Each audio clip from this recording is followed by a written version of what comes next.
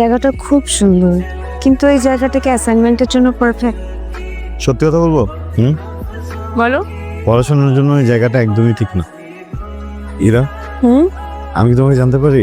আমি আমাকে ততক্ষণ বুঝতে দেই না যতক্ষণ না আমি বোঝাতে চাই। তুমি আমাকে যতটুকু চেনো বা জানো সেটা তোমার ভ্রম হতে পারে। ধরো তোমার অনেক ব্যথা, তারপর উফ পর্যন্ত এটা মানুষ বলে কি জানো, মানুষ আবেগপ্রবণ হবে, এটা খুবই স্বাভাবিক, কিন্তু আমি আমার আবেগকে মেরে পুঁতে ফেলেছিল।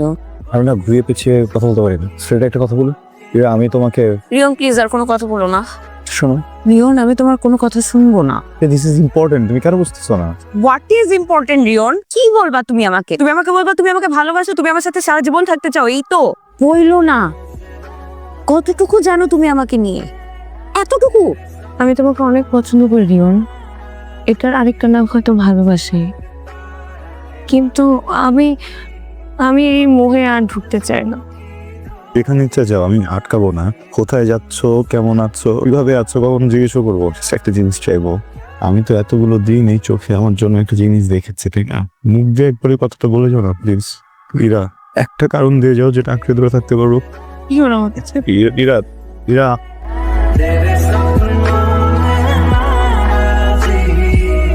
আমি তোমাকে ভালোবাসি রিয়ন।